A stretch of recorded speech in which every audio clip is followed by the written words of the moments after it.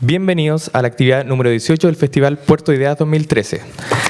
Hacia el mañana, bloque científico, es el título de la conferencia que presentará la historiadora de ciencia Virginia Yomi, el biólogo marino Stefan Helzig y el astrónomo y físico César Fuentes, la biotecnóloga y química Daniela Weissman y el biólogo Agustín Martínez. La actividad es presentada por la periodista Andrea Ubaid.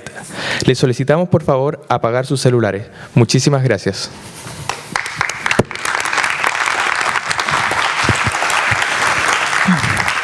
Hola, ¿cómo están? Muy bienvenidos a este bloque científico hacia el mañana. Quiero contarles que esta es primera vez que se hace en el Festival de Puerto de Ideas una iniciativa como esta, así que para nosotros es un gran honor también ser parte de esta primera vez donde vamos a estar hablando de ciencia y también tecnología y todas sus derivantes hoy, donde ustedes van a ser también partícipes de esto. Quiero contarles que, bueno, yo soy Andrea Obaid, yo soy periodista científica, tengo un programa en Canal 13 Cable que se llama Tecnociencia y estoy acá con jóvenes científicos que van a también contarles qué es lo que están haciendo ellos hoy. Me llama mucho la atención toda la gente que hay aquí, es muy grato y tenemos también entre nosotros una pregunta. ¿Quiénes de ustedes son científicos, por ejemplo? Que levanten la mano. No muchos. ¿Hay algunos interesados en la ciencia o medicina, por ejemplo, que sean médicos?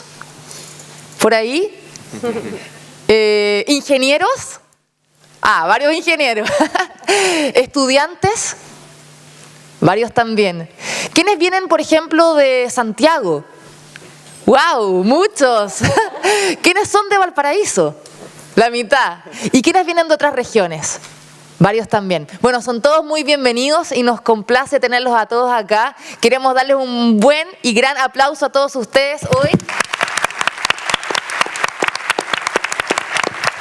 por estar compartiendo este importante evento. Bueno, como les decía, esto es Hacia el Mañana, el bloque científico es organizada conjuntamente con una prestigiosa institución nacional que se ha dedicado por más de 10 años de forma sistemática y rigurosa a la investigación y formación de jóvenes talentos en el ámbito de la ciencia y también de la complejidad. Nos referimos al Instituto de Sistemas Complejos de Valparaíso, que está organizando este bloque en particular, porque todos nosotros en algún momento, yo soy periodista, acá hay ingenieros, científicos, no científicos, nos hemos preguntado muchas cosas. Todos yo creo que tenemos como esa esencia de saber qué es lo que pasa con la vida, hacia dónde vamos, cómo se hacen las cosas que vemos, porque muchas cosas nos llegan ya listas, pero siempre está el cuestionarnos de dónde viene todo eso.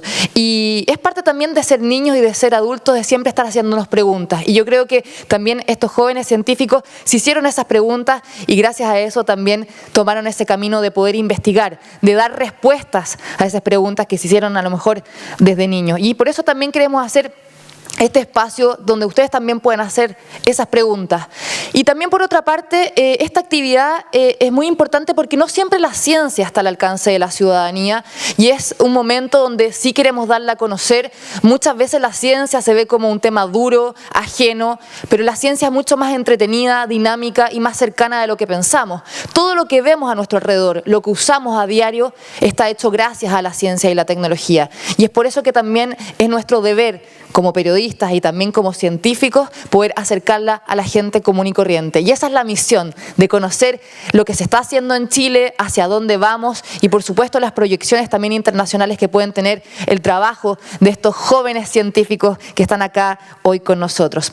Les quiero contar que hoy vamos a estar hablando de astronomía, de historia de la ciencia, de biotecnología, de biología celular, de conservación marina y vamos a tener una modalidad donde vamos a hacer las charlas y luego ustedes van a hacer preguntas. Así que les pido que vayan ya pensando a medida que se están haciendo las exposiciones qué es lo que les interesa preguntar y después van a levantar la mano y vamos a ir respondiendo todas estas inquietudes que ustedes van a tener. Así que va a ser algo bien dinámico, entretenido, donde ustedes también puedan participar, que esa es la idea. Así que antes de comenzar, les presento a Virginia Yomi, profesora del Instituto de Historia de la Pontificia Universidad Católica de Valparaíso. También está César Fuentes, licenciado en Astronomía y Física por la Universidad de Chile. Está Agustín Martínez, doctor en Ciencias Biológicas, mención en Fisiología, del Centro Interdisciplinario de Neurociencia de Valparaíso, de la Universidad de Valparaíso. También está con nosotros Daniela Weissman, ingeniera civil en Biotecnología y magíster en Química, que actualmente está estudiando doctorado en Ciencias de la Ingeniería en la Universidad de Chile. Y con nosotros acá Stefan Gelsich, biólogo marino, experto en conservación marina, donde trabaja en el Departamento de Ecología de la Pontificia Universidad Católica de Chile e investigador del Laboratorio Internacional sobre Cambio Global. Antes de partir con las exposiciones, quisiera hacerle una pregunta a cada uno de ustedes cortita. ¿Qué les motivó ser científico? Agustín. Déjame... Ahí, estamos bien. Mira, la pregunta tuya es muy interesante porque cuando uno trata de ver un poco para el pasado, porque uno se introdujo en esta carrera, me cuesta un poco encontrar la respuesta, encontrar el porqué. Yo diría que siempre me gustó la biología, ¿ya? Esa es como la motivación que tuve. Y además me gustaba la biología y me gustó además porque tuve un excelente profesor en el colegio, yo creo que eso marca mucho, así que no es trivial los profesores que uno tiene en los colegios, y a mí un profesor me marcó mucho en el cariño por la biología y por eso me dediqué a la biología. Qué importante eso, de cómo tu formación incide después en cómo vas a desarrollarte en tu carrera. Bueno, obviamente que sí, porque ahora el científico, ustedes saben, es una carrera muy larga, por lo tanto está llena de cosas bonitas, pero también hay frustraciones, entonces uno tiene que saber manejar todo eso, así que todos me entienden más o menos lo que yo digo en estos momentos, pero es básicamente una cosa que venía desde chico. Perfecto, Agustín, gracias. Estefan. ¿Aló? Ahí sí. Sí, yo me interesé por las ciencias más que nada gracias al mar. A mí siempre me ha gustado el mar, me llamaba mucho la atención cuando era chico ver adultos grandes, mi papá, gente que uno admira mucho, que se queda pegado en el mar, ¿no? Y uno mira al mar y hay tantas odas al mar, etcétera. Entonces empezaba a interesar, bueno, ¿qué hay ahí? Es tan apasionante lo que está encima del agua, bueno, ¿qué empieza a pasar abajo del agua? Yo creo que eso fue lo que me motivó para empezar a explorar el mundo marino, y así después conocí la ciencia, después de conocer el mar, y así hemos seguido ya avanzando, pero yo creo que tiene que ver con... Para ser científico hay que estar enamorado de un problema, o enamorado de un ecosistema o de algo, porque si no, no lo vaya a hacer. Cuando estoy yo aquí hoy día en la mañana, después tengo el bautizo de mi hijo, después tengo la primera comunión, entonces tienes que estar enamorado de algo que te permita conjugar un poquito esos múltiples intereses. Gran inspiración el mar y, por supuesto, como ya dice Agustín y tú, la pasión es fundamental en lo que uno hace y en la ciencia también. Daniela, ¿tú qué te motivó? A mí yo creo que fue un poco por suerte. Yo no decidí con mucho tiempo y desde chica que quería estudiar biotecnología. La verdad, entré a estudiarla sin saber muy bien lo que era. Dije, bueno, ingeniería, si es que no me tinca, igual me puedo tirar por otra cosa, me gustan las matemáticas. Y finalmente me gustó mucho, me gustó estudiarlo y quise seguir estudiándolo, y sin querer ahora me veo enfrascada en un doctorado. Feliz de la vida, pero no me puedo decir aún científica, espero serlo. Pero fue un poco por suerte, porque me gusta estudiar y en verdad porque me enamoré, como bien decía Estefan. Se repite el amor, la pasión. César, ¿tú? Un poco parecido a lo que... ¿Está prendido? Toma. Creo. Un poco parecido a lo que dice Daniela. A uno le empiezan a pasar esta cosa, a transformarse en lo que es. Yo también me llama mucho la atención el cielo. Cuando uno va al hemisferio norte cambia el cielo, y eso a mí me marcó mucho cuando chico. En el fondo, uno va empezando a hacer carrera. Yo empecé a probar por la física y el gusto por la matemática, por la certeza, por el pensar de alguna manera más correctamente con el método científico. Me marcó bastante, y uno se va viendo frascado en esto y después termina aquí contando a la gente cosas muy interesantes que a uno le apasionan. Y más que las preguntas, más que la respuesta, lo que a uno le llama la atención es la pregunta y cómo contestar esa pregunta. Si no, ninguno de nosotros estaría acá. La ciencia tiene momentos de gloria en que uno tiene el resultado, pero en realidad eso es súper efímero, ¿no? Es una droga muy, muy corta para hacerse adicto. Yo creo que es más importante el día a día, el tratar de buscar solución a problemas. Eso uno se vuelve adicto. Gracias, César. Bueno, y también el cielo, en Chile somos privilegiados también de poder estudiar astronomía, ¿no? ¿Quién no ha contemplado las estrellas y se ha preguntado de dónde venimos? Pero bueno, ya vamos a hablar de eso. Virginia, tú, historia con ciencia. Yo creo que la historia mía es parecida a la de los demás, pero quizás lo que a mí me interesó desde siempre, desde chica, no era tanto lo que veía o algo con lo que tuviese un contacto directo, sino imaginarme cómo en otras épocas se les habían ocurrido ciertas cosas. Y eso siempre me fascinó. Primero por admiración, porque muchas veces uno dice, ¿cómo llegaron a imaginar algo así, a calcular algo así, a darse cuenta de algo que durante siglos estaba ahí, nadie lo había mirado, ese tipo de cosas? Siempre me fascinó. Y después cuando decidí entrar a estudiar historia, siempre me gustó esa manera de ver el pasado, digamos. Y después poco a poco fui especializando y centrándome en una época específica, pero en general dentro de este mismo contexto amplio. Qué interesante, todas historias interesantes. Pero bueno, vamos a partir ya con las exposiciones después de que conocimos un poco más a nuestros expositores. Después les vamos a hacer más preguntas. Así que vamos a invitar, tú Virginia, las últimas serán las primeras, como dicen por ahí. Virginia Iommi la voy a presentar nuevamente, profesora del Instituto de Historia de la Pontificia Universidad Católica de Valparaíso. Obtuvo en esa casa de estudios su licenciatura y magíster. Es doctora en estudios de antigüedad, medioevo y renacimiento por la Universidad de Florencia en Italia. Estudia el desarrollo de la ciencia durante el Renacimiento europeo. Se ha especializado en historia de las ciencias e historia de las ideas. Quiero invitarla a que pase a dar su exposición que se llama Esferas, el cosmos y la historia. Un gran aplauso para Virginia.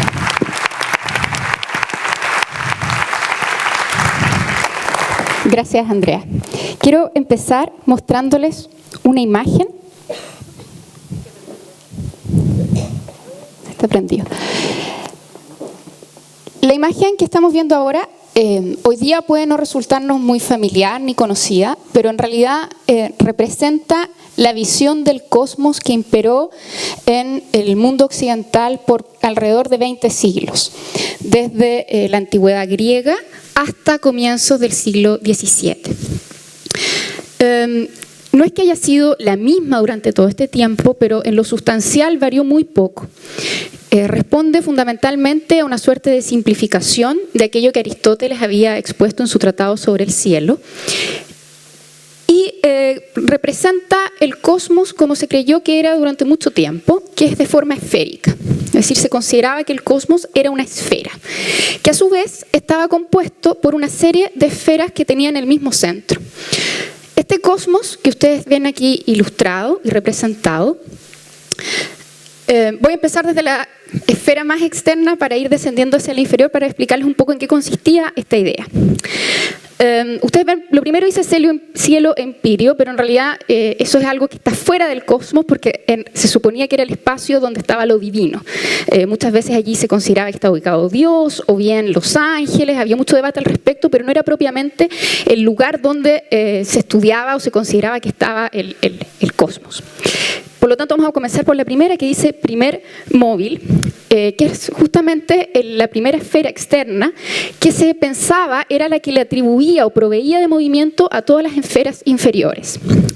Luego venía el cristalino, que es una esfera que en realidad es una suerte de invención, que se consideraba, estaba compuesto de agua y era transparente. Y apareció como invención porque en el libro del Génesis, cuando se describe la creación del mundo, hay un pasaje en el que Dios separa las aguas. Y dice, hay un agua que va sobre el cielo y otra que va bajo el cielo. La que estaba bajo el cielo es el agua que vemos cotidianamente todos los días, pero no se sabía dónde estaba ubicada esta agua superior. Por lo tanto, se imaginó la existencia de esta esfera de agua, el cristalino. Enseguida venía el firmamento o la esfera de las estrellas fijas.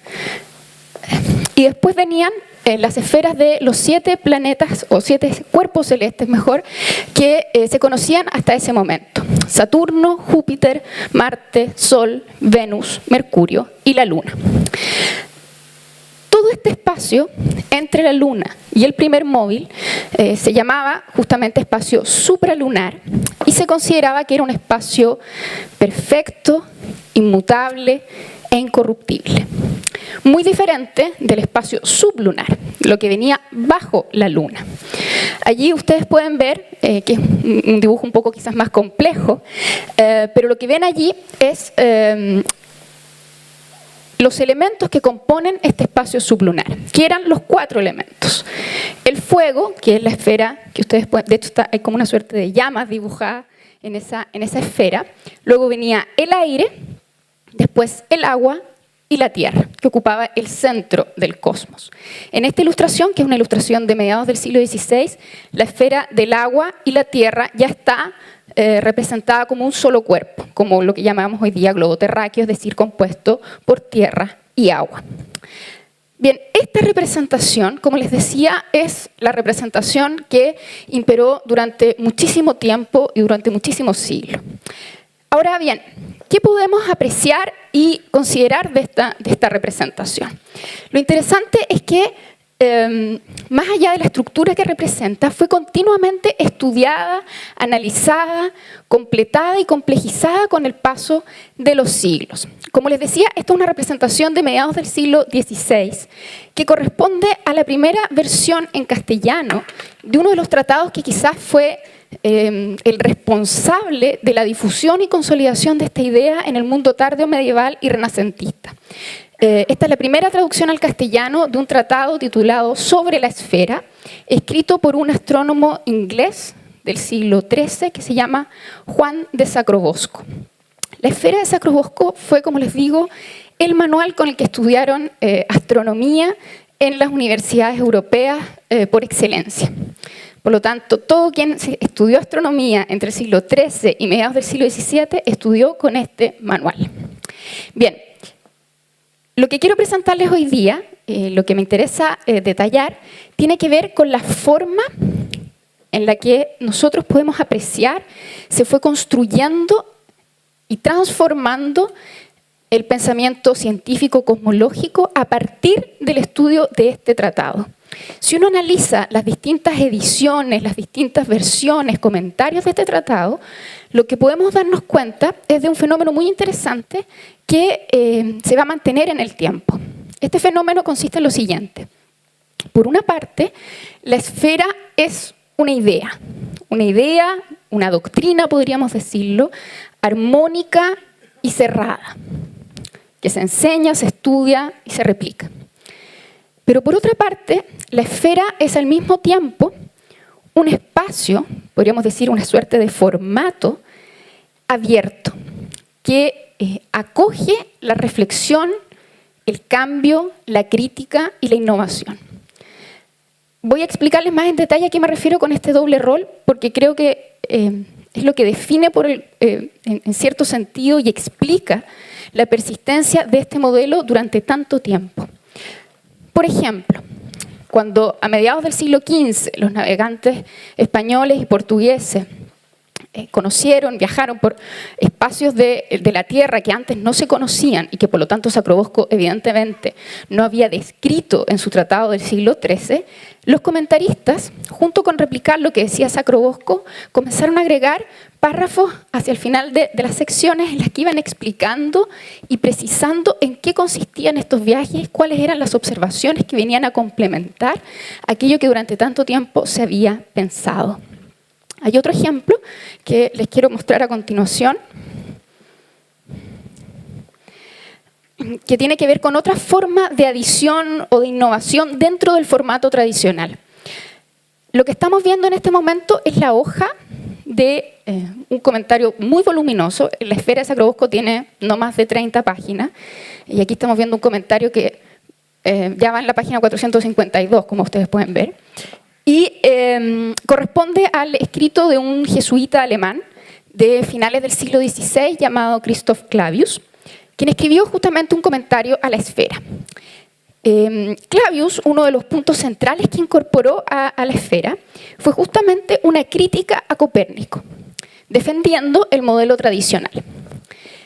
Lo interesante es que Clavius dedicó un largo espacio a describir lo que Copérnico había dicho para después criticarlo. En este ejemplar, que es una foto de una de lo que se conserva en la Biblioteca Nacional en Santiago, vemos que un lector destaca el ataque a Copérnico calificándolo de óptimo. Esto no es algo trivial, porque es de hecho muy relevante. ¿Por qué, se podrán preguntar ustedes, es tan relevante este ataque a Copérnico y esta defensa de un modelo que poco a poco iba quedando obsoleto? Es importante porque imagina un espacio como el americano, en el que, en primer lugar, el libro de Copérnico y los libros de Galileo, por ejemplo, estaban prohibidos porque estaban incorporados en el índice de la Inquisición, en que además la enseñanza consolidaba y proyectaba el sistema cosmológico aristotélico.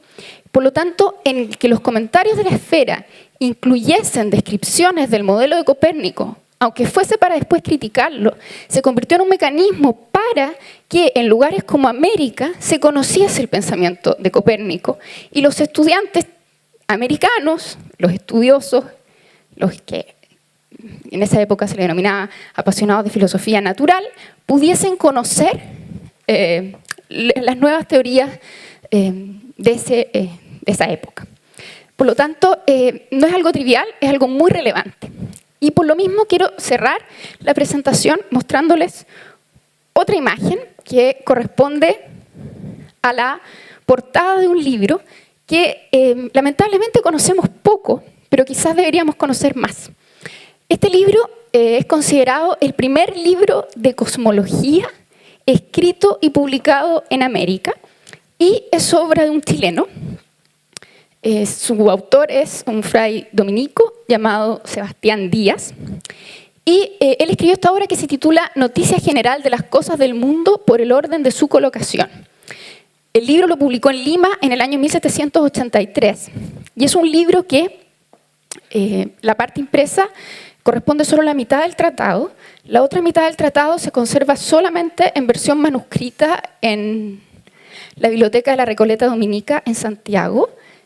Y es un libro muy interesante. Ha sido poco estudiado porque en realidad la historiografía lo ha tratado bastante mal.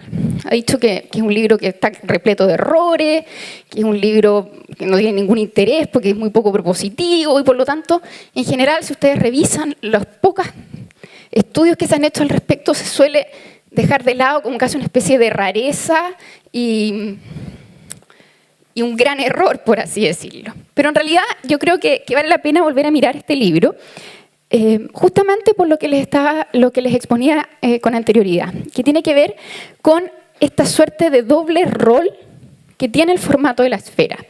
Aunque Sebastián Díaz no lo dice en el título, la obra sigue de manera evidente la estructura clásica de un tratado tradicional de la esfera.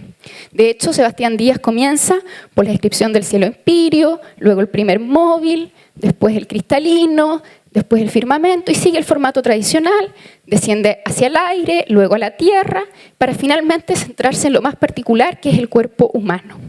Desde esa perspectiva tiene el formato clásico de la esfera y de hecho Sebastián Díaz al seguir ese formato está haciéndose parte y replicando esa creencia cosmológica. Pero lo interesante es que junto con replicar ese modelo que, como les decía, ya a mediados del siglo XVII, en la mayor parte, en Europa fundamentalmente, ya había quedado obsoleto, junto con replicarlo, Sebastián Díaz hace otra cosa, que es donde yo creo radica el interés de la obra. Y es que junto con repetir la cosmología tradicional, va agregando y problematizando con referencias a pensadores más recientes. Díaz es muy cauto, rara vez dice que está de acuerdo con estas nuevas teorías, pero el hecho de que las exponga ya es relevante. Y es relevante porque además hay que pensar que la noticia general está pensada como un tratado de carácter didáctico para estudiantes. Quisiera cerrar la presentación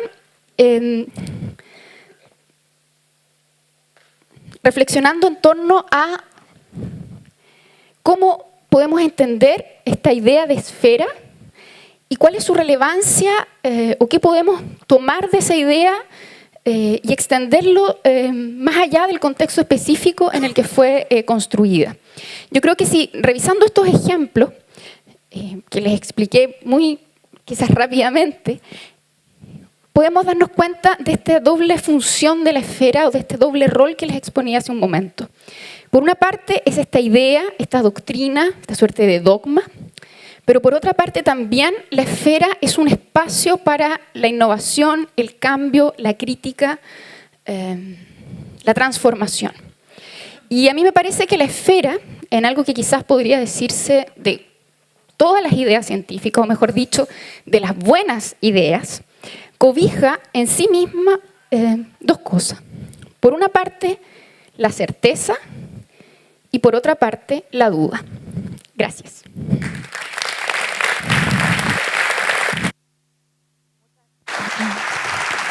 Muchas gracias, Virginia Ayomi, por tu exposición. Vamos a seguir con esta exposición relacionada también con astronomía. Por eso ahora viene César Fuentes, licenciado en Astronomía y Física por la Universidad de Chile y doctor por Harvard University. Su investigación se ha centrado en el sistema solar, la formación de planetas y en el desarrollo de herramientas para la era del Big Data en ciencias. Su exposición se llama ¿Somos o no especiales? Nuestro sistema solar y la formación de planetas. Les quiero recordar que después de la exposición de César vamos a ir con una ronda de preguntas. Va a haber personas donde les van a acercar el micrófono, así que la idea es que vayan ya pensando en qué quieren preguntar cuando termine César su exposición. Así que les damos un gran aplauso a César para que comience con ¿Somos o no especiales? Yo creo que sí. Bien, por lo menos esto funciona. Hola, gracias. Primero que todo, agradecer a Puerto Ideas por darle cabida a astronomía dentro de este panel. Yo les voy a hablar de, ojalá quiero que se vayan con 3 ideas en estos 15 minutos que voy a hablar. Espero que sean 15 minutos y no nos pasemos, así que para que me avises a los 15. Las 3 ideas son que Chile tiene obviamente un tremendo lugar en la astronomía mundial y los quiero convencer de que Chile aparte tiene mucho que hacer en los años que vienen. Lo segundo y estamos en una encrucijada un poco. Ahora todo el mundo piensa que está en una encrucijada ahora, pero los voy a tratar de convencer de que es cierto esta vez. Lo otro es que los avances en astronomía se van a venir de ahora en adelante, va a ser mucho más importante las tecnologías de información. Y que los instrumentos, obviamente, y el avance tecnológico que ha sido tan importante para la astronomía va a seguir siéndolo, pero las herramientas van a ser un poco más computacionales, van a tener que ver un poco más con bases de datos, van a tener un poco más que ver con teorías de información, computación, análisis. Y lo último es que yo les quiero convencer también de que el estudio del sistema solar va a tener unos 10 o 15 años de gloria, un poco como lo han tenido los exoplanetas, que ustedes si leen el diario y se informan de ciencia, lo han visto en los últimos 10 años. Ahora, cuando uno habla de unas charlas como esta, ¿qué hace? Uno les cuenta más o menos qué hace, por qué es tan importante lo que uno hace y por qué les debería importar. Ahora, esta tiene que ser una conferencia científica, entonces uno necesita una pregunta científica que motive todo esto que les voy a contar. Y la pregunta científica, porque yo tengo el micrófono, es la que más me interesa a mí, que es ¿qué tan especiales somos? Y lo pongo en contexto. Todo el mundo se pregunta muchas preguntas, de dónde venimos, para dónde vamos, qué sé yo. Una forma de poner eso que es un poco más aterrizable y que lo vamos a analizar desde el punto de vista de astronomía, es qué tan especiales somos dentro del contexto de la formación de planetas. Qué tan especial y qué tan particular es la formación de nuestro planeta, la formación de nuestro Sol, de nuestro sistema solar, y si es replicable o no. ¿Es suerte? Obviamente no es suerte, ¿no es cierto? Cualquier parte... Daniela, por favor. Entonces vamos a tratar de hablar de esto en ese contexto. ¿Puedes avanzar, por favor, Daniela? Ahora, ¿es suerte? Por supuestamente no. En cualquier lugar en que uno se encuentre, donde quiera que sea necesaria o suficiente las condiciones para la vida y haya vida inteligente, y esa gente se va a preguntar qué tan especiales somos. Entonces no basta con mirarnos a nosotros mismos, tenemos que mirarnos a nosotros mismos y ponernos en contexto del resto de los planetas. Ahora, esta pregunta de somos especiales la quiero dividir en dos partes, el somos y especiales, y aquí aterrizo un poco la pregunta. En el somos es el análisis de nuestro sistema solar, que tiene la particularidad que es el que podemos conocer de más cerca, la vida en el sistema solar, y en la Tierra en particular la conocemos bastante de cerca, podemos hacer todo tipo de experimentos con ella. Y en el contexto es analizar lo que sería si somos especiales o no, sería analizar otros sistemas. La ocurrencia de lo que somos nosotros, aunque tenemos mucho detalle, solo tenemos una. Entonces, tratar de ver qué tan especiales somos en ese contexto es un poco tramposo, porque si estamos tratando de buscar exactamente algo que sea exactamente como se formó la vida en la Tierra, va a ser muy poco probable que lo encontremos. Pero si lo ponemos al contexto de cuáles son cómo se ha formado la vida o cuál es la forma en que se podría formar la vida en otros planetas, podemos llegar a una respuesta más clara. ¿Qué une estas dos cosas? Y es lo que yo les voy a contar un poco, que es lo que me he dedicado a estudiar, es el origen y evolución de los sistemas solares. Ahora, el origen tiene un poco que ver con cómo se forman y cómo coagulan las cosas en el sistema solar. Estoy apretando esta cosa sin querer. Y la evolución tiene que ver con qué es lo que pasa una vez que ya están dadas las condiciones iniciales. Y cómo va evolucionando ese sistema. Para poder... primero que todo, les voy a mostrar esto de si somos especiales. La primera cosa que a mí se me viene a la mente es esta foto que es famosa, a quien le podemos agradecer es a Carl Sagan por obligar a la NASA a dar vuelta a las cámaras del Voyager en el 77 y tomar esta imagen de la Tierra con la Luna, y cuando ya 2 años después, para el Día de los Enamorados, esta se tomó el 18 de septiembre, lo cual tiene referencias chilenas también, tomó el Pale Blue Dot, ese puntito celeste donde ha pasado todo lo que está en los libros de historia y probablemente por mucho tiempo más. En ese pixel que está ahí es donde estamos todos nosotros. Poner esto en perspectiva es muy importante porque nos saca un poco de este centrismo en nuestra particularidad y nos pone en el contexto de algo más grande y más general. Hay muchas otras cosas en el sistema solar. Vamos a ver si parten las otras. Ahí partieron de a poquito. ¿Qué ven allí? Les estoy mostrando el sistema, todos los objetos que se conocen del sistema solar el año pasado en el Minor Planet Center, que es donde se guardan todas las posiciones de los objetos que se conocen del sistema solar. Está dentro en lo que se conoce como el sistema solar interior. Todas estas cosas rojas son las que uno le tiene miedo que le podrían pegar a la Tierra. Las cosas verdes son todos los asteroides, las cosas azules son los troyanos que están a 60 grados de Júpiter y los siguen. Y si este círculo uno lo pone ahí en el centro, está el sistema solar más exterior. ¿Por qué muestro esto? Es porque estamos tratando de buscar evidencia de la formación del sistema solar en el sistema solar actual, que es lo único que podemos analizar. Cierto, con mucho detalle, pero solamente el estado actual. Y es, si ustedes quieren, ¿a quién le pregunta uno para conocer el pasado? Si uno le quiere preguntar a alguien sobre hace 50 años, hace 60 años, uno le va a preguntar a los abuelos. Y en este sentido, uno le pregunta a los objetos que han tenido cuya última interacción ha sido la más lejana o más temprana. Si uno le pregunta a objetos que han tenido mucha interacción con la Tierra o mucha interacción reciente, no es mucho lo que uno les puede preguntar por cómo era su estado cuando la Tierra se formó. Los objetos que tienen esa particularidad son los que están más lejanos, los que han sido modificadas su órbita o sus características por los procesos de origen y formación y por la evolución, pero cuya última interacción fue bastante más temprana y podemos preguntarle cosas sobre el origen. ¿Qué cosas les pregunta a uno estos objetos? Uno hace análisis estadísticos y busca cosas que tengan que ver con el origen y con la evolución. ¿Qué cosas pregunta uno con el origen?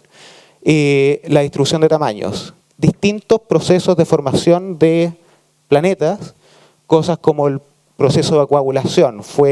Se juntan muchos objetos dentro del disco protoplanetario y ¡chuam!, se forma un planeta. ¿Qué pasa cuando alcanza una masa suficiente? O se van formando de a poquito, coagulando, como un poco como los ciclistas en las carreras, en el Tour de Francia, en la Vuelta a Chile, que se van poniendo detrás del viento. Eso también pasa. Todos esos procesos van a tener distintas distribuciones de tamaño que van a depender un poco de las condiciones locales donde se forman estos planetesimals dentro del disco. Y eso, si uno lo piensa, la luz con la que uno estudia estos objetos no es propia, es reflejada del Sol. Los fotones tienen que salir del Sol, pegarle un chirlito al objeto y volverse a la Tierra para que nosotros los podamos detectar. Una hace que sea mucho más difícil observar estos objetos lejanos. Y otra significa que si uno supone que están todas a la misma distancia y más o menos reflejan la misma cantidad de luz, la distribución de tamaños tiene que ver con la distribución en luminosidad. En el fondo es el problema más fácil y más antiguo, contar estrellas. Si uno cuenta estrellas hasta cierta magnitud o qué tan débil es la estrella, uno obtiene la distribución, la función de luminosidad y la distribución de tamaños. Y lo otro es la distribución dinámica, que tiene que ver con la evolución, que es lo que muestro acá. Acá está Neptuno. Todo lo que ven en gris son los objetos que cruzan la órbita de Neptuno. Entre ellos uno bien famoso que está ahí, que es Plutón. Cuando era planeta ahora es parte de los plutinos, que son estos que están acá, que tienen esta resonancia de 3-2 con Neptuno. Significa que cada vez que Neptuno se pega un par de vueltas al Sol, 3 vueltas al Sol, ellos se pegan 2. Lo que significa que cada vez que están cerca de Neptuno, están protegidos por 90 grados, por lo cual pueden sobrevivir ahí. Y no es, si ustedes miran esto y se hacen preguntas, ¿por qué todos se acumulan en estas líneas? Es precisamente, hay información ahí. Y información que tiene que ver con la evolución de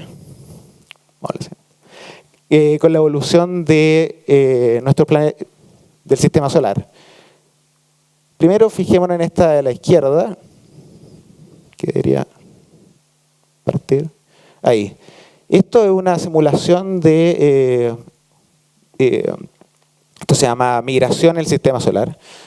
Si en una de esas no funciona esto, les voy a contar que esto sigue avanzando, pero ustedes van viendo cómo un poco va barriendo el objeto dentro de este mar de objetos pequeños, se van acumulando en estas resonancias.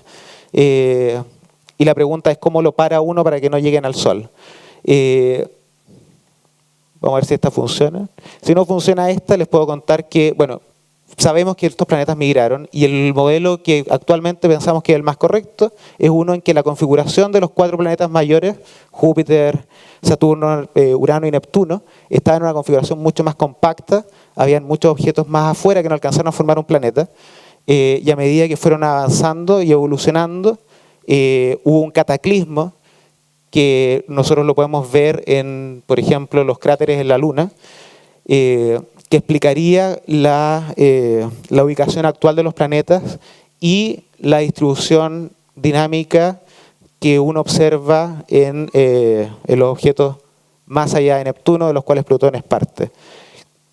Entonces uno sigue aprendiendo el sistema solar y lo que les acabo de contar depende de un hecho bien particular, que es que Júpiter y Saturno en un principio estaban muy cerca de una resonancia 1-2, que significa que cada vez que Júpiter se pega una vuelta, 2 vueltas, Saturno se da una.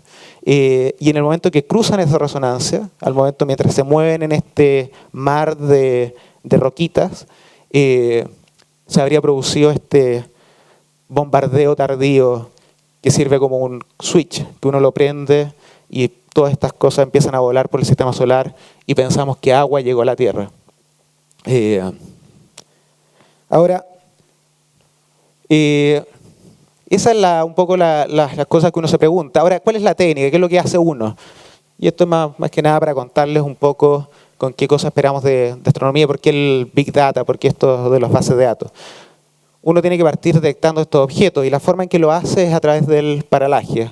Yo no me puedo quedar tranquilo, empiezo a caminar de lado a lado y el paralaje es nada más que yo al momento que me muevo en esta dirección, a la gente que está más cerca la veo moverse con respecto a la gente que está atrás. Y ese hecho tan simple hace que uno pueda detectar estos objetos con respecto a las estrellas más lejanas, a las galaxias, cosas que este movimiento es irrelevante.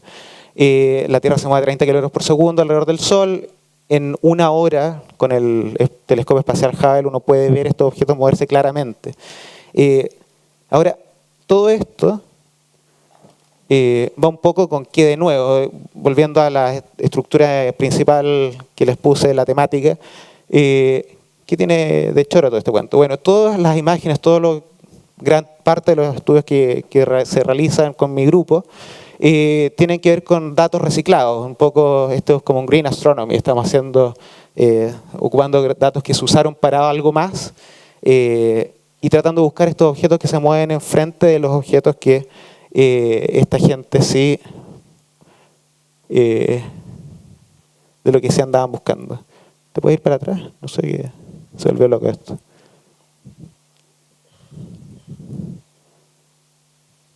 Bueno. Esto es como ir random. Ahora, ¿qué es este análisis de... o te corto, ¿te gustan? ¿Qué es este cuento del Big Data que va a ser tan importante en lo que se viene? Ustedes saben, y me pueden mirar a mí mientras... en este momento, no sé, todo el mundo está vuelto loco con el Big Data, que significa que ahora es muy fácil tener sensores en la casa, uno puede saber a qué momento se apaga la luz, se prende, alguien abre el refrigerador, saca la leche, o por lo menos en los supermercados, ahora todos andamos con celular, con GPS. Todo ese cuento y esa cantidad de datos que necesitan ser analizados, los métodos para los cuales se analizan, es algo que no está ajeno a la astronomía. Nosotros siempre hemos trabajado con datos porque la astronomía es muy particular. Nosotros no podemos idear un experimento, no podemos idear un experimento como acá, como en física o en química. Nosotros tenemos que idear una observación. Y por lo tanto, siempre nos hemos acostumbrado a trabajar con datos.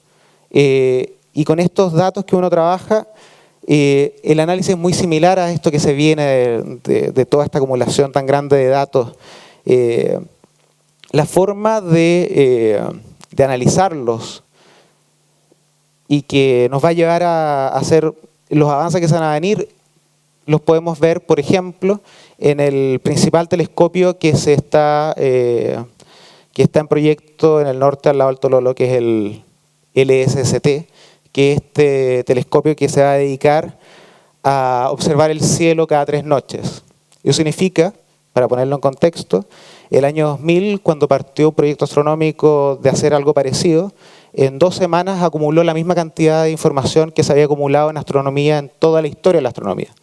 Este telescopio, en 1 noche, va a acumular la misma cantidad de información. Y como esto es como hacer las tareas, hay que hacerlas al tiro, porque si no se van acumulando. Durante el día tiene que hacer sentido de todo esto y analizar un poco las cosas como las estaba mostrando yo, buscar estos objetos que se mueven frente a los objetos más lejanos. Eso requiere tal cantidad de procesos que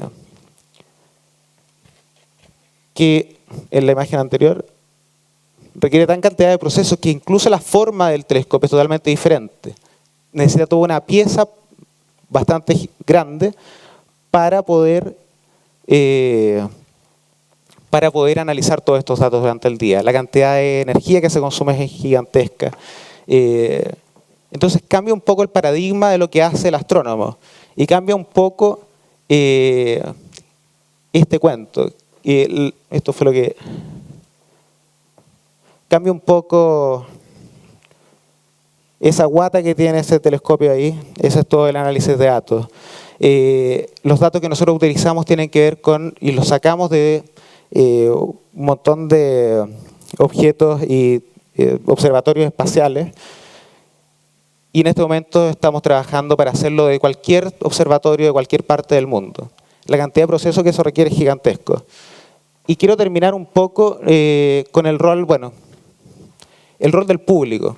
Para hacer este tipo de análisis es importante resolver problemas complejos como este. Y un ejemplo que les quiero poner es el ejemplo del el autocorrector de Google. Microsoft se gastó 20 años tratando de generar un autocorrector que funcionara, partiendo de reglas gramaticales, partiendo en el fondo de los primeros principios. Google se demoró un par de años en desarrollar eso que nos corrige cuando nosotros hacemos preguntas, basado simplemente en que la gente se equivoca, pero después cliquea en el sitio correcto. En el fondo lo que nosotros estamos tratando de hacer es algo parecido. Entregarle parte de esta información a la gente, que evalúe estos objetos que se mueven, porque mucha basura sale de estos análisis, y con eso informar los algoritmos de que van a usarse para descubrir estos objetos que se mueven frente a los objetos más lejanos. Y para terminar, una reflexión, que no va a estar adelante, sino que está acá. Este tipo de análisis es muy importante que se hagan y partan del colegio. Es muy importante que tengamos ingenieros que sean capacitados para poder realizar este tipo de nuevas tecnologías. Y la razón es muy simple. Astronomía corre el riesgo de transformarse un poco como es la minería. Tenemos este recurso natural que es los cielos, así como tenemos el recurso natural que es el cobre.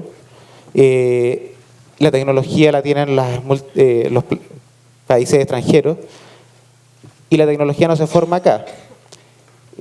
Cuando ALMA se gasta $2.000 millones en construir algo, estos países se lo gastan, no es que se lo vayan a gastar a otro lado, se lo gastan en tecnología que desarrollan en sus países. Y es importante que nosotros tomemos esto para nosotros y seamos capaces de llevarlo un poco más allá y entregar un producto un poco más desarrollado y definido que simplemente permitir que se ocupen nuestros cielos y nosotros hacer solamente ese tipo de análisis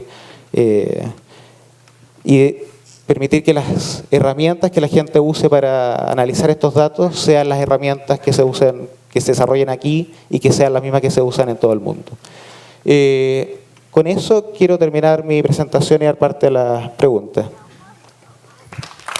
Gracias. Bueno, César Fuentes, muchas gracias por la exposición, muy interesante además. Ahora es el turno de Agustín Martínez, doctor en Ciencias Biológicas, mención en Fisiología. Su área de desarrollo es la comunicación celular y la sordera. Investigador del Centro Interdisciplinario de Neurociencia de Valparaíso, de la Universidad de Valparaíso, y director del Magíster en Neurociencia de la Universidad de Valparaíso. Su exposición se llama De la comunicación intercelular a la sordera genética, un futuro desafiante. Un aplauso para Agustín. Muchas gracias por la invitación. Primero que todo quisiera agradecerles a Puerto Idea por esta invitación. Yo los voy a aterrizar bastante realmente, porque los voy a aterrizar desde el espacio, desde esta cosa maravillosa del universo que nosotros, a algo que tenemos acá, la cotidianidad, pero más que todo los voy a aterrizar a una molécula, ¿ya? Al nivel de una molécula a unas pocas moléculas, ¿ya? Primero, la primera diapositiva para nosotros los biólogos en general es la más importante porque muestra que nuestro trabajo es un trabajo en equipo.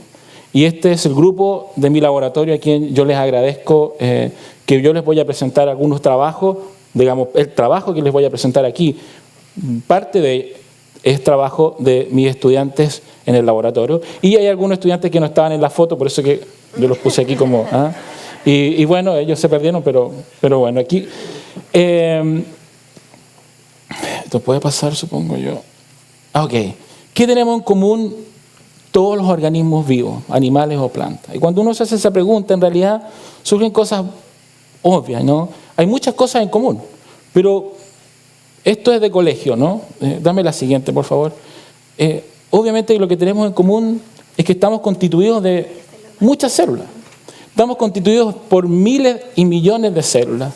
Y de hecho, es tan hermoso esto que ustedes ven aquí, un cigoto, una célula, un ovocito, que ha sido fecundado y ven el desarrollo Aquí ya tenemos 2 células, 4 células y así sucesivamente hasta formar un organismo completo como un ser humano, que tiene órganos distintos, ¿no es cierto?, cada uno con una función y además células muy distintas.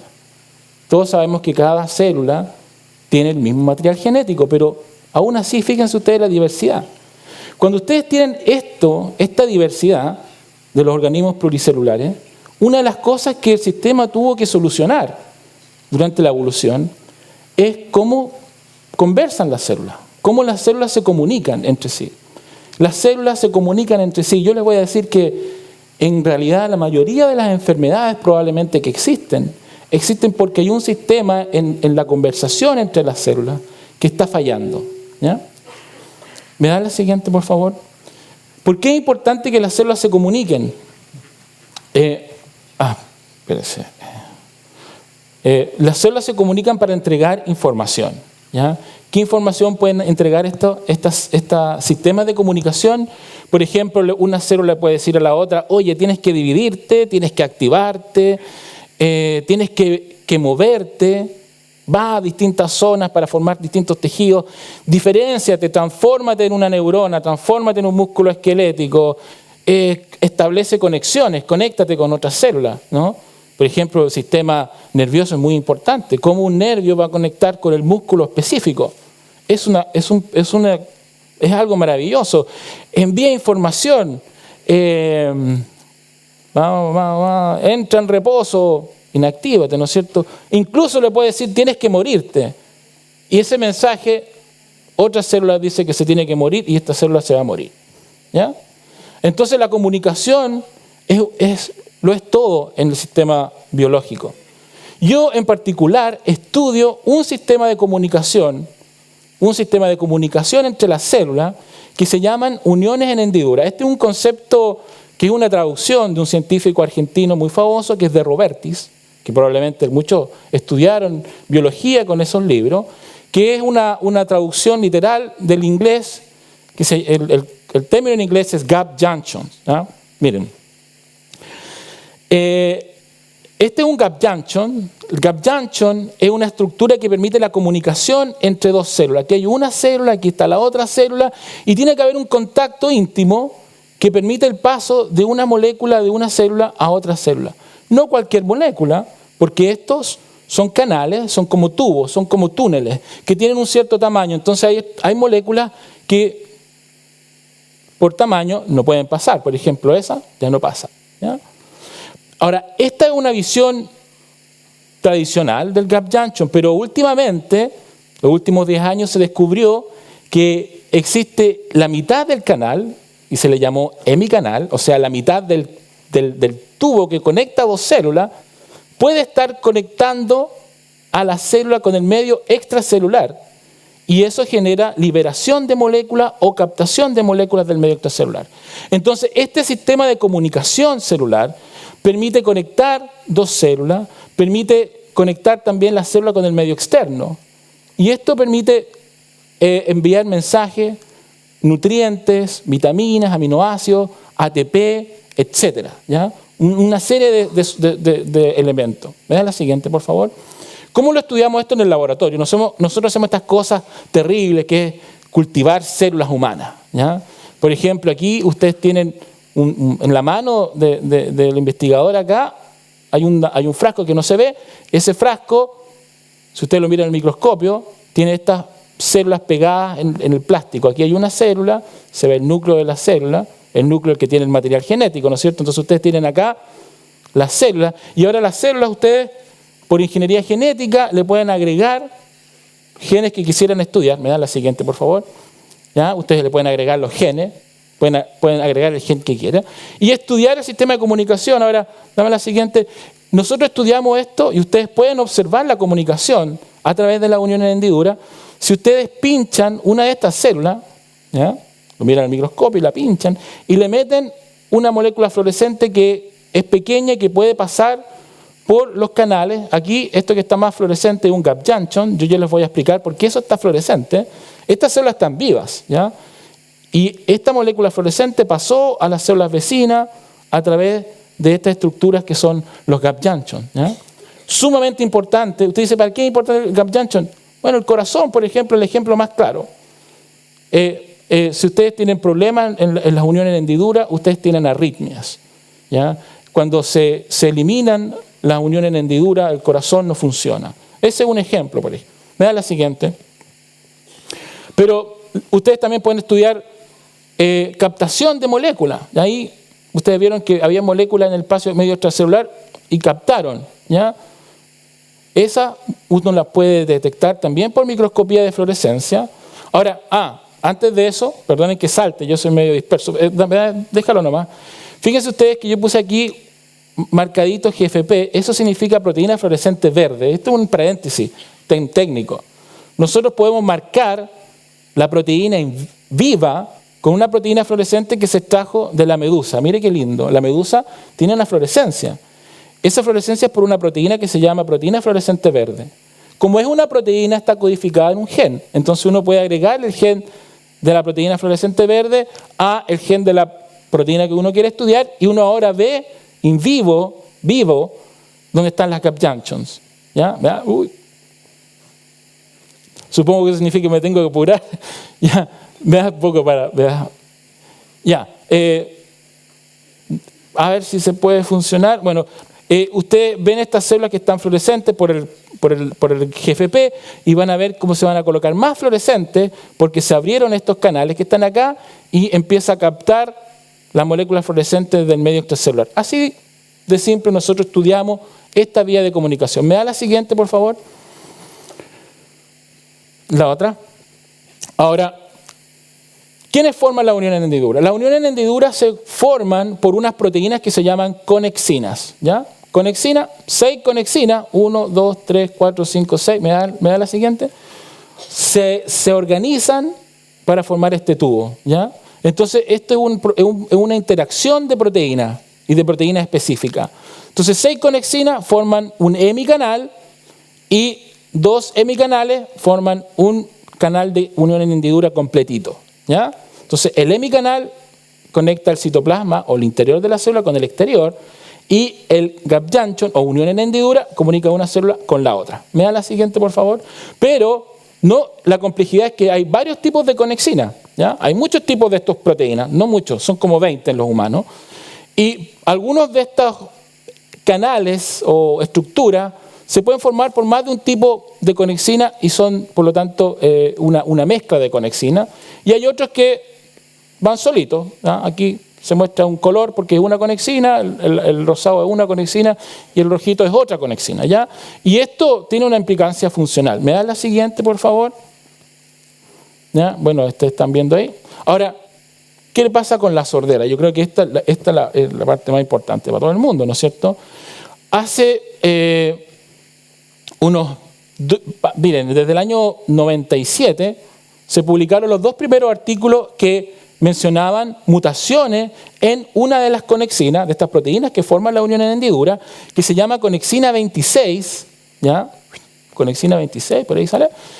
Esta proteína está mutada en el 50% de las personas que nacen con sordera. Las personas que tienen sordera genética, el 50% de esas personas tienen mutaciones en el gen de la conexina 26, transformándose ese gen en el gen humano con mayor cantidad de mutaciones asociadas a una sola condición o una sola enfermedad, ¿ya? Y es por eso que ha sido importante estudiarlo. Ahora, en Chile, fíjense que 1 de cada 1.500 niños presentan problemas de sordera. Si uno hace la estimación, y la sordera, del 1 en 1.500, la mitad de esos niños no es genético, es por un problema del desarrollo ambiental, y la otra mitad es genético, y de eso se estima que 1 en 6.000 nacidos tienen sorderas asociadas a mutaciones de la conexina 26. Hay un solo estudio en Chile que muestra eso, que es en donde muestra que en 80 estudiantes el 12% tenían una mutación, que es una mutación de las más conocidas. ¿Me dan la siguiente, por favor? Ahora, ¿qué es lo que está afectado en la sordera o asociada a las mutaciones de conexina? Lo que está afectado es esta estructura del oído interno que se llama caracol. Ustedes saben, este es el oído, el oído externo, el oído medio y el oído interno. El caracol es el receptor ¿ya? Es el receptor de los sonidos. Y es este el que expresa la conexina. ¿Me dan la siguiente, por favor? Pero lamentablemente hay un caso de sordera genética que se llama sindrómica, en donde además de sordera hay una enfermedad en la piel terrible, que afortunadamente es muy poco frecuente, pero ustedes ven aquí que es bastante terrible. ¿Me dan la siguiente, por favor? Entonces la pregunta es, ¿cuál es la diferencia entre las mutaciones que son sindrómicas, o sea, las que producen enfermedad en la piel, y las que no son sindrómicas? ¿Me da la siguiente, por favor? Yo no los voy a molestar con eso. ¿Me da la siguiente? No, ya. Bueno, lo que vieron ustedes antes era la proteína conexina 26, ¿ya? Y yo estudio algunas mutaciones de esa proteína asociadas con sorderas que son sindrómicas y sorderas que no son sindrómicas. Y después de mucho trabajar y pensar, no entendíamos realmente cuál era la diferencia entre la mutación sindrómica y la no sindrómica. ¿Me da la siguiente? Pero encontramos lo siguiente. Encontramos que la conexina 26, sabemos que se expresa en el caracol, que es el receptor del auditivo. Pero en la piel, que es el otro órgano afectado en los pacientes con sordera sindrómica, hay otra conexina que se llama conexina 43, que se expresa junto con la conexina 26. Entonces nosotros nos preguntamos, ¿no será la interacción entre estas dos proteínas las que genera el problema? Vean la siguiente diapositiva. Y justamente lo que encontramos acá, vean solamente la primera imagen. Miren. Nosotros lo que hacemos es que las células que expresan la conexina 43, le colocamos el gen de la conexina normal o la mutada, y cuando lo hacen con la conexina normal, esto es una muestra donde está en las células la conexina 43 y la conexina 26, y si ustedes combinan esas dos cosas, ustedes obtienen una reconstitución de la unión en hendidura, y ustedes ven que hay lugares rojos y lugares verdes, o sea, lugares donde estas dos proteínas no se mezclan, que es más o menos lo que yo muestro acá. Y eso lo hemos visto para todos los tipos de mutaciones que son de tipo no sindrómico, ¿ya? Por lo tanto, me da la siguiente. Sin embargo, en las mutaciones sindrómicas, cuando nosotros expresamos la conexina 43 junto con la conexina 26 normal, ¿ya? Perdón, la conexina 26 que presenta mutación sindrómica, que tiene el problema en la piel, aquella mutación que genera la enfermedad en la piel, observen ustedes que ya no se ven lugares ni amarillos, ni verdes, ni rojos, sino que está todo mezclado. Y nosotros hicimos muchos estudios bioquímicos y mostramos que en realidad ahora tenemos canales que están mezclados, conexinas mezcladas, dos conexinas, la conexina 43 y la conexina mutada, para esa mutación sindrómica, se mezclan. Y me da la siguiente, y cuando se mezclan estas dos conexinas, ocurre algo terrible. Estos hemicanales se ponen muy, muy activos y entra una cantidad enorme de moléculas del medio extracelular. Y esto, me da la siguiente, finalmente conduce a la muerte de la célula. Por lo tanto, me da la siguiente, quisiera terminar con el desafío. Nosotros creemos que la sordera sindrómica es causada por una hiperactividad de estas estructuras y que por lo tanto para poder solucionar ese problema lo que necesitamos es generar inhibidores que sean seguros y selectivos, ¿ya? También hay un problema en Chile, y esto es un mensaje, ojalá para los médicos que están acá presentes, necesitamos médicos que tengan mayor interés en el hacer el estudio genético de sus pacientes, porque hay pocos estudios de la frecuencia de estas mutaciones que son bastante frecuentes y es difícil contactar realmente a los médicos y hacer esa interacción. Tenemos que conocer el mecanismo y obviamente que a largo plazo hay que desarrollar algún tipo de terapia génica para la sordera, porque la sordera, eso sí, probablemente no la podríamos solucionar. Y termino con eso. Muchas gracias.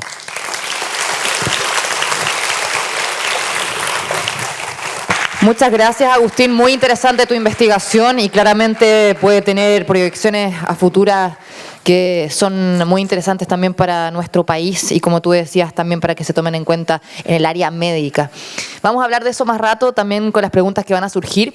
Ahora vamos a la siguiente exposición. Vamos a presentar a Daniela Weissman, ingeniera civil en biotecnología y magíster en química. Actualmente es estudiante de doctorado en ciencias de la ingeniería, mención en biotecnología. Se desempeña en el Centro de Ingeniería Bioquímica y Biotecnología de la Universidad de Chile. Su área de investigación consiste en la ingeniería metabólica de la bacteria Escherichia coli para la biosíntesis de ácido hialurónico a partir de fuentes alternativas de carbono. Ella recién estuvo en un encuentro de premios Nobel en Alemania, el Lindau Nobel Laureates Meeting, así que las dejo con Daniela. Un aplauso para ella. Muchas gracias, Andrea, por la introducción. Primero que todo, les pido disculpas por ponerme de pie en este lado, que creo que es más cómodo allá para ustedes, pero como han visto, ha habido un poco de problemas con las diapositivas. Espero que a mí no me toque. Así que, como bien les contaba Andrea, yo les voy a mostrar lo que es mi trabajo de tesis solamente, es lo que yo estoy trabajando ahora. Yo creo que no como ellos ya han hecho grandes descubrimientos, yo recién estoy estudiando, así que espero que me puedan entender. He hecho mi mayor esfuerzo por hacerlo en un lenguaje cotidiano. Y bueno, partamos. El ácido hialurónico seguramente ya lo han escuchado hablar, sobre todo las mujeres, porque es un compuesto que se utiliza mucho para eliminar las arrugas. Por eso se utiliza mucho en los cosméticos antienvejecimiento, incluso en maquillaje. Y también se utiliza para otros tipos de tratamientos cosmetológicos como el relleno de labios. Si bien eso es muy comercial, no es lo más interesante el ácido hialurónico, sino que también se puede usar en la medicina. Es un compuesto súper importante para el tratamiento de la artrosis. Resulta que el ácido hialurónico es muy bueno para retener las moléculas de agua, es viscoso y lubricante, entonces se inyecta en las articulaciones impidiendo que se sigan deteriorando. También se utiliza para el tratamiento de heridas y la regeneración de tejidos. El ácido hialurónico nosotros lo tenemos naturalmente en la piel, por eso que las cremas lo tienen. Ayuda a generar colágeno, le dice a la piel que haga más colágeno y todo eso ayuda. Se utiliza mucho en el tratamiento de las heridas de los diabéticos, que son muy complejas. Incluso ahora se está utilizando primero en caballos, yo creo que después va a migrar a nosotros, para reemplazar el humor vítreo, que es el líquido blanco del ojo. Y así tiene un montón de aplicaciones todavía por conocerse. Y ahora, ¿de dónde sale el ácido hialurónico? Aunque no lo crean, de la cresta de los gallos. Es donde se saca ahora en mayor parte. No crean que matan a los gallos exclusivamente por eso. Ya comemos mucho pollo y ahí hay un residuo muy grande que son las crestas de los gallos y estos los compran a los mataderos y de ahí los traen. Pero no da abasto. Como también lo pueden sacar de otros tejidos animales, de las aletas de tiburón y otras cosas así. Igual resulta interesante preguntarse si es que hay alguna otra forma de producir ácido hialurónico más que solo extraerlo. Porque además que su precio es muy alto, vale 3,5 millones el kilogramo. De hecho, este precio es como del año 2004, así que ahora debe ser mucho más alto. Entonces, ¿cuál es la inquietud? Y eso era otra cosa que yo les quería contar antes. A mí me interesa decir, ya, ¿puedo producir ácido hialurónico a partir de bacterias? ¿Por qué tuve la genial idea? No, no es una genial idea, es algo que ya se ha hecho muchas veces. La insulina, como ven acá, que es la que actualmente utiliza la mayor parte de los diabéticos, efectivamente está hecha a partir de bacterias. Son bacterias que se crecen, estas maravillosamente hacen insulina, uno la purifica y con esto podemos tratar a los diabéticos. Y también se produce así el factor de crecimiento que a veces se les da a los niños en la infancia, en la adolescencia, que están creciendo muy lento. Y también la vacuna de la hepatitis B y muchas otras cosas, pero creo que estas tres eran bastante llamativas. Y no solo eso, era de interés pensar en que no solo hacer ácido hialurónico a partir de una bacteria, ¿por qué no hacer que estas bacterias se alimenten de algún tipo de desecho? Así podemos utilizar residuos de alguna industria y al parecer parece mucho más rentable. Ya, tampoco es una genial idea mía, no, eso se ha hecho. De hecho, no sé si es que se entiende bien aquí en la foto, pero esta es una ola y con mucho petróleo. Hay bacterias que se alimentan de hidrocarburos. Los hidrocarburos son moléculas que tienen carbonos, como por ejemplo el petróleo. Y lo que se está haciendo ahora, en algunos casos, es que para derrames de petróleo, en el agua se echan bacterias que se alimentan de este petróleo. Mientras que haya petróleo en el agua, se van a reproducir, van alimentándose de este petróleo. Una vez que se agota, las bacterias se mueren. Y así se biorremedia el agua. Entonces, ¿cuál es mi iniciativa? Encontrar un microorganismo, alguna bacteria que se alimente de algún tipo de desecho y yo produzca ácido hialurónico. Entonces, ¿cómo? Ahora les tengo que hablar un poco de las bacterias. Las bacterias son organismos unicelulares que están hechos de una sola célula. Si es que yo entro... ¿cómo crecen las bacterias? Las bacterias se alimentan, aumentan su volumen, se dividen en dos y así se multiplican, ¿ya? Que eso se llama división binaria. Entonces, ¿qué es lo que pasa? Esto pasa en promedio, varía entre bacterias cada 20 minutos. Entonces, en un día yo puedo hacer que una bacteria pase a reproducirse a hacer miles de trillones de bacterias. Tiene un crecimiento muy grande. A ver si es que pasa la siguiente. Entonces, ¿cuál es mi idea? Hay unas bacterias que se llaman Streptococcus. Estas producen naturalmente ácido hialurónico, pero su problema es que no son tan fáciles de crecer como otras bacterias. Tengo que tener mucho control con qué las estoy alimentando, su temperatura, el nivel de acidez. Entonces, no es una bacteria con la que me gusta mucho trabajar, en comparación con otra bacteria que se llama Escherichia coli, la famosa Escherichia coli. Tiene su lado positivo. No produce ácido hialurónico, pero sí la puedo crecer, yo la puedo dejar ahí con su alimento, con una temperatura más o menos, y va a crecer y se va a multiplicar y bueno, eso es bueno en este caso. ¿Y qué puedo hacer yo? Ver si es que es posible tomar esta Escherichia coli, que es fácil de crecer y que produzca ácido hialurónico. Y para yo lograr eso tengo que cambiar su información genética. ¿Cómo puedo cambiar su información genética? Esta es una bacteria por dentro. ¿Ya? Aquí, esta molécula aquí grande que ven es el ADN, ¿no es cierto? Que es el genoma. Este ADN tiene todos los genes y cada uno de estos genes tiene la información para producir una proteína. Pero no solamente tiene ese ADN, las bacterias también tienen unos plasmidios. ¿Qué son los plasmidios? ¿Ven estas esferitas ahí? Esos son ADN circulares pequeñitos que lo que hacen también tienen información de genes. Y estos plasmidios yo los puedo sacar de la bacteria, los puedo modificar y los puedo volver a poner en una bacteria. Entonces, eso es lo que yo utilizo para cambiar la información genética de mi bicho. ¿Cómo lo hago? Entonces, tengo el Streptococcus, ¿no es cierto?, por un lado. Tengo mi Escherichia coli por otro lado. Yo pesco el gen en particular para producir ácido hialurónico de mi primera bacteria. ¿Cómo hago esto? ¿Cómo les saco este gen? Resulta que aquí está la molécula ADN. Y hay unas proteínas. ¿Se acuerdan que yo les contaba que cada gen tiene la información para producir una proteína? Bueno, resulta que hay unas proteínas que son capaces de realizar reacciones químicas. Esas las llaman enzimas, ¿ya? Hay unas enzimas en particular que su función es cortar el ADN. Entonces yo puedo pescar todo el ADN de la bacteria, ponerle unas enzimas que yo elijo y las va a cortar justo para yo recuperar el ADN que yo quiera, ¿ya? Y con este método yo recupero el gen para producir ácido hialurónico. Después, quiero introducirlo en el plasmidio. Con ese mismo método, yo voy a, por un lado, ¿no es cierto?, cortar el ADN de la bacteria, tengo mi gen. Por otro lado, con el mismo proceso, corto el plasmidio y voy a obtener el plasmidio linealizado, que se llama, ¿sí? Que ya no es un círculo. Y yo los puedo unir los dos. Entonces, finalmente voy a tener un plasmidio con el gen que a mí me interesa. Maravilloso. ¿Qué hago con este plasmidio?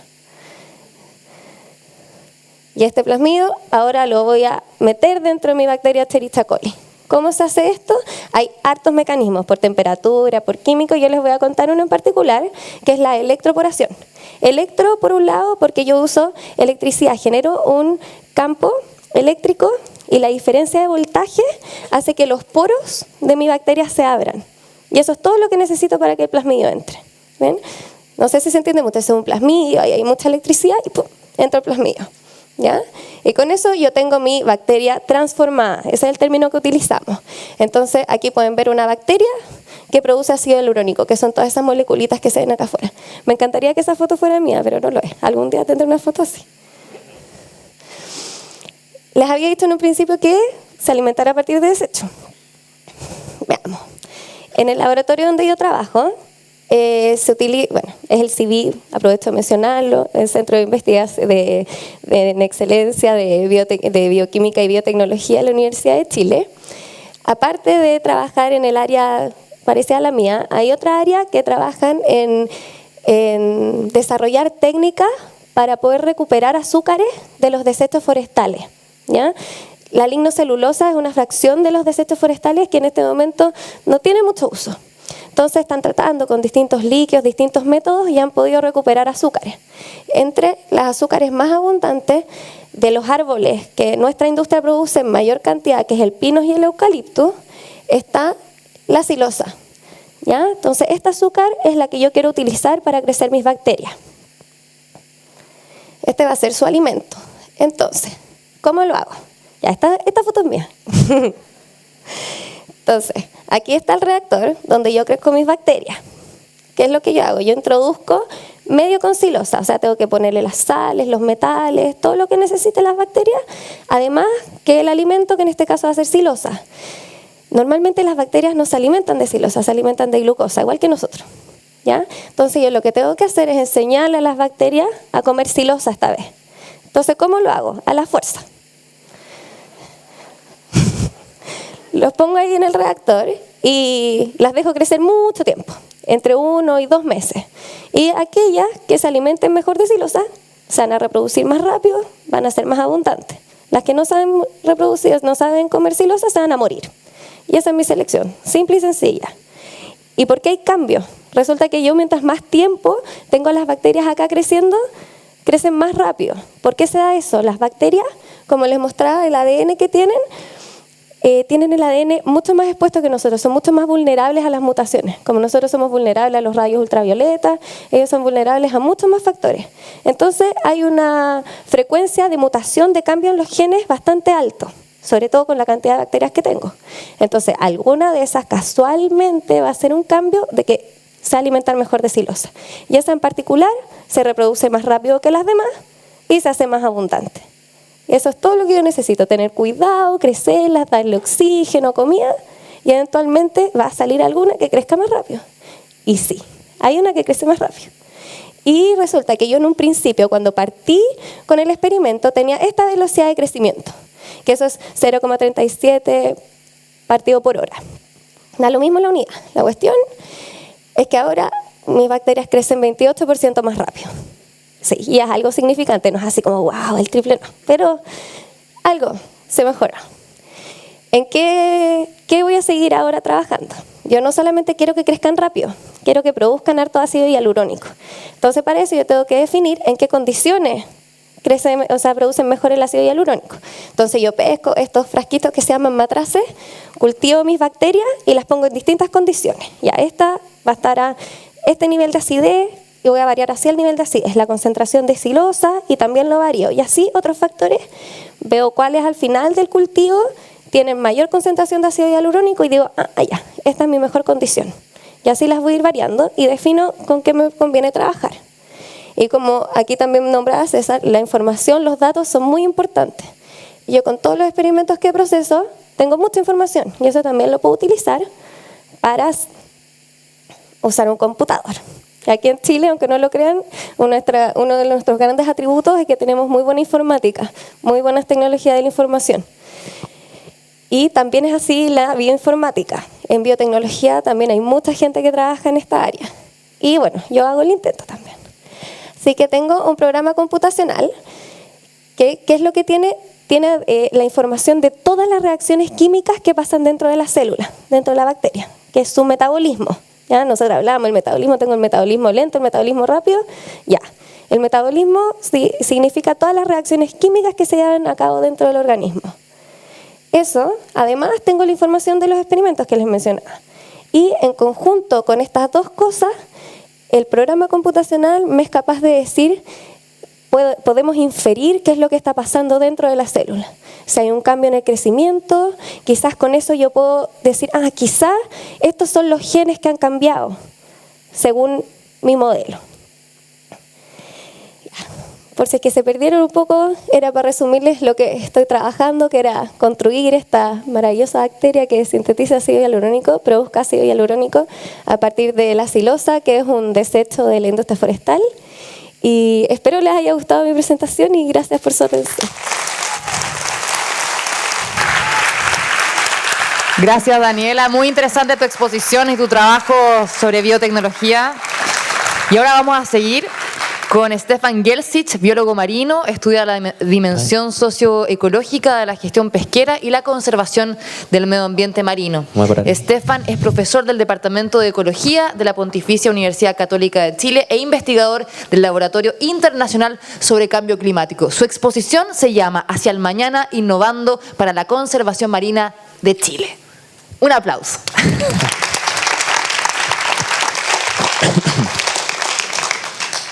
Hola, buenos días. voy a parar aquí también porque funcionó. Así que a mí me pidieron hablar de conservación marina en un simposio que se llama Hacia el Mañana. Entonces voy a ser un poquito más optimista. No voy a hablar de esta visión que seguramente ustedes han visto en las noticias, ¿no es cierto? Que todo se está acabando en el mar, que las medusas se están apoderando del océano. Eso dejémoslo para las noticias. Y está bien, hay cosas que tienen razón, pero yo voy a tratar de ser un poquito más optimista un domingo en la mañana. Para empezar, quiero hablarles de la visión tradicional de la conservación marina, que es una visión que podemos proteger los mares a través de las áreas marinas protegidas. Esta es una visión que surgió un poco desde la tierra, ¿no es cierto? Que podemos proteger las cosas dejando a los humanos afuera. Una fortaleza donde se puede hacer conservación marina, y es un poco lo que domina la conservación marina en el mundo. Hoy día hay alrededor de 4.500 áreas marinas protegidas.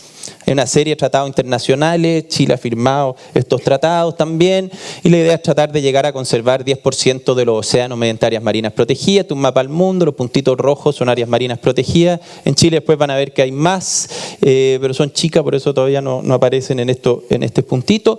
Pero por supuesto que todo tampoco puede ser bueno, ¿no es cierto? Y uno de los problemas que yo encuentro más importante con esta aproximación tradicional de las áreas marinas protegidas como un lugar donde se conserva la naturaleza por allá, ¿no es cierto? Y los humanos viven por acá. Es que es difícil hacerlo, entonces hay pocas, ¿no es cierto? Actualmente alrededor del 1% de los océanos son áreas marinas protegidas, y eso que incluyen áreas de múltiples usos, etcétera. 1%. Quieren llegar a 10% en menos de 10 años más. Se estima que el 40% de todas las áreas marinas protegidas en el mundo fracasa en cumplir sus objetivos de vigilancia. Claro, pues están ahí, nadie las cuida, ¿no es cierto? Se transforman en parques de papel. Es un concepto que yo encuentro gravísimo. Podemos tener el 10% de los océanos como parques marinos, pero de papel, no parques reales. Aquí es donde empezamos a ver algunos problemas, ¿no es cierto? Y por supuesto que al tener estas reservas marinas en lugares donde no puede entrar el humano, etcétera, empiezan a haber conflictos con sectores productivos para su implementación. Entonces a mí me llama la atención, y la pregunta para hoy día, para lo que vamos a conversar es, bueno, ¿cómo podemos empezar a innovar con nuevas formas de hacer conservación marina? Esto no está funcionando, ¿eh? En Chile yo les voy a mostrar unos datos, tampoco funciona muy bien. De hecho, se acaba de publicar un paper que en Indonesia, en estos países donde hay muchas áreas, de cada 10 áreas nuevas que se generan, muchas se generan en un año. 8 no tienen ni siquiera planes de administración. Estamos en esta carrera loca por tener más áreas, ¿ya? Parques de papel. Entonces, ¿qué podemos hacer? A mí me da la impresión que lo primero que tenemos que hacer para cambiar esta visión tradicional y a lo mejor ser un poquito más exitosos en la conservación marina, es que tenemos que empezar a entender el mundo donde se desarrolla la conservación marina. Y el mundo donde se desarrolla la conservación marina, esto no anda para atrás, sí, no es así, no se ve así como estamos acostumbrados. En realidad se puede ver así. Y aquí el tamaño de los territorios muestra la proporción mundial de exportaciones netas de recursos marinos que vienen de ese país. Y ustedes fíjense en Chile. Chile crece bastante. Los últimos años nosotros exportamos alrededor de 3.500 millones de dólares en productos marinos. Entonces, claro, Chile no es flaquito en su uso de los mares, es bien grande. Toda la información y las grandes ideas de conservación marina, estos parques, ¿saben de dónde viene? Viene de aquí, de Australia, de California, de los países que se achican. Bueno, entonces dejemos de copiarle, pues uno no sirve para nada. ¿Entendí? Tenemos que empezar a entender cuál es el mundo donde nosotros en realidad tenemos que hacer conservación marina, y este mundo es así, donde Chile es un gigante. Al considerar que Chile es un gigante, debemos empezar a innovar sobre el concepto de áreas marinas protegidas. Tenemos que empezar a hacer conservación en lugares productivos. Y esto nos abre una ventana que a mí me parece que es una ventana maravillosa. Que tenemos que empezar a hacer conservación con actores que muchas veces eran considerados amenazas. Tenemos que encontrar nuevos aliados para hacer conservación, si empezamos a entender el mundo así. Lo que voy a hacer hoy día yo es abordar 2 posibilidades reales para hacer conservación marina en Chile, con nuevos aliados que históricamente han sido considerados amenaza. Y voy a hablar de los pescadores artesanales, la pesca artesanal muy costera, voy a entrar en eso, y voy a hablar de los municipios costeros. Muchas veces me dicen, no tienen plata, no tienen nada que hacer. Bueno, les voy a mostrar que en realidad podemos encontrar nuevos actores, podemos cambiar esta visión importada que no sirve para nada. Voy a tener 2 diapositivas un poquito para los que no están familiarizados con la pesca. Yo voy a hablar en general, cuando hable de pesca hoy día, no en otros días, voy a hablar de la pesca artesanal por buceo en zonas costeras someras. ¿Ya? Entonces, olvídense por un rato de la merluza, del jurel, etcétera. Voy a hablar de la costa, de las zonas costeras, de una pesca que opera a 1 milla a la costa, por este tipo de buceo, este buceo semiautónomo. En Chile hay alrededor de 15.000 de estos buzos, operan de caletas, ¿no es cierto?, a lo largo de la costa de Chile, más de 400 caletas, sacan mediante buceo lo que nosotros llamamos especies bentónicas, que son las que vienen en el fondo del mar. Estamos hablando de los peces, estamos hablando de los que vienen al fondo del mar a través de buceo. Se sacan alrededor de 40 especies y aquí hay un potencial para la conservación, y es que desde el año 91 su gestión, su manejo es a través de políticas que entregan derecho de uso exclusivo, para fomentar el uso sustentable. ¿De qué se tratan estas políticas de uso exclusivo? Traje una sola diapo. En el fondo, la ley de pesca, la ley del 91 ahora también, tiene un artículo que otorga estos derechos de uso exclusivo a sindicatos de pescadores artesanales. Entonces al sindicato, no a la persona, se le entregan derechos sobre un maritorio, un territorio, un poquito como muestra esta foto, ¿no es cierto? Estos derechos se llaman áreas de manejo y explotación de recursos bentónicos. Entonces un sindicato de pescadores tiene un área de manejo. ¿Ya? ¿Cuál es la idea? Un poco quebrar la tragedia, los comunes de Harding, ¿no es cierto? Y que generar un sentido de propiedad y así fomentar un comportamiento sustentable. Por supuesto que esto no es gratis para los pescadores, ¿no es cierto? Y deben cumplir algunos requisitos. Eso no es que se le entregue un pedazo nomás, sino que tienen que hacer estudios en conjunto con consultores técnicos de cuántos organismos hay acá, hacen un plan de manejo, tienen que cuidarla ya que están invirtiendo en esa área, empiezan a vender los productos en forma colectiva. Y esto existe hoy día en Chile. Esta es solo una foto, una caseta para el cuidado de este tipo de áreas. Hoy día en Chile, los que no están familiarizados con el mar se van a sorprender. Ahí estamos. Hay alrededor de o más de 700 de estas áreas de manejo decretadas, ¿ya? A lo largo de toda la costa.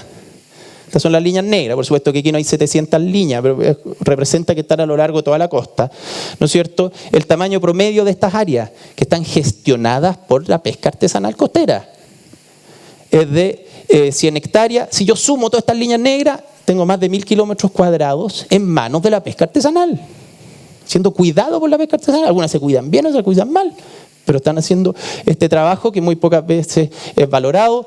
Hay entre 30.000 y 40.000 pescadores involucrados en la iniciativa. Si uno revisa la literatura científica, cuando uno tiene un área de manejo, por supuesto que hay más locos, por ejemplo. Hay más erizos, eso ya se ha probado, ¿no es cierto?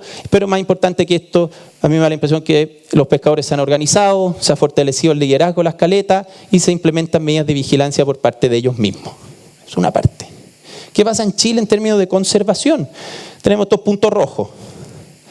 En la costa hay alrededor de 17, para otra gente son 20, depende cómo las cuenten, porque cuentan áreas costeras, no solo marinas, etcétera, pero entre reservas marinas, santuarios, parques, áreas marinas protegidas. El problema es que si esto es una encuesta que hicimos nosotros a 600 pescadores, Chile Central, el 97% nunca habían recibido información de planes de áreas marinas protegidas en Chile.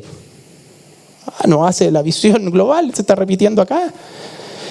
Hay un déficit de fondos de la administración. Yo acabo de publicar un paper donde muestro que en el fondo el déficit para administrar estas áreas marinas protegidas, de las cuales muchas son lideradas por el Servicio Nacional de Pesca con mucho esfuerzo, otras por el Ministerio de Medio Ambiente también con mucho esfuerzo, pero tienen un déficit de income del 85%. Entonces cuando uno tiene plata, ¿qué es lo primero que hace? No cuida, po.